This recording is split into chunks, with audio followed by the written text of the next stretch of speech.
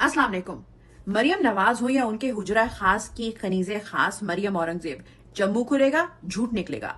मरियम औरंगजेब झूठ के पलंदे में लिपटे हुए अल्फाज को तर्जुमानी समझती हैं, उनको सिखाया ये गया है। बड़ी ही डिटाई के साथ अपने ही टीवी चैनल्स पर बैठकर बयानबाजी होती है, फिर इनका बयानिया सोशल मीडिया के वॉलंटियर्स के आगे भी रेत की दीवार साबित होता है। जब जब सामना सच से होगा, सवाल गंदुम जवाब चना, जबकि इस मुल्क का हर शहरी सच का तर्जुमान है। इसीलिए मेरा भी इंतखाब सिर्फ इमरान खान। इस मुल्क को मुल्क चलाने वाले चाहिए, बंदा दरवेश हो तो अपनी चप्पलें खुद ही सीधी कर लेता है। जब पीडीएम की हुकूमत आई तो सबसे पहले इलेक्ट्रॉनिक वोटिंग और ओवरसीज पाकिस्तानियों के वोटिंग राइट्स को छीन लिया गया।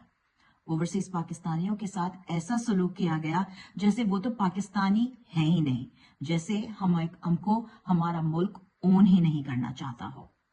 हमारे दिलों में मुल्क की जो मोहब्बत थी उसको जैसे कभी पहचानने की कोशिश ही नहीं की गई। ख्वाजा आसिफ ने तो भरी पार्लियामेंट में खड़े होकर बहुत ही गैर मुहज्जिब अल्फाज में तक गैर मुल्की पाकिस्तानियों का जिक्र किया, लेकिन जब जरूरत पड़ी तो फौरन कहा कि गैर मुल्की पाकिस्तानी अपने रेमिटेंस दें और हम उनको ये बेनिफिट देंगे और वो बेनिफिट देंगे।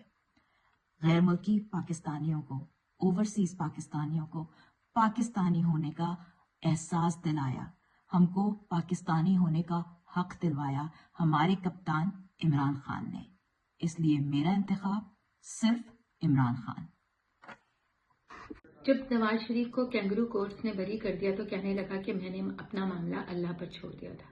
अल्लाह पर मामला छोड़ने वाले प्लेटलेट्स का ड्रामा रचाकर मुल्क से बाहर नहीं जाते और उन फ्लैट्स में 4 साल नहीं गुजारते जिनकी आज तक रसीदें नहीं दी। बाहर बैठकर बैरूनी ताकतों से साजबाज करके रजीम चेंज नहीं करते और फिर इदारों को साथ मिलाकर वापस प्लेटलेट्स पूरे करके वापस नहीं आते। जो अल्लाह पर मामला छोड़ते हैं ना, वो जेली 200 केसेस के बावजूद अपने मुल्क में रहते हैं, जेल भी काटते हैं और वो कहते हैं कि मैं अल्लाह ताला के सिवा किसी से नहीं डरता।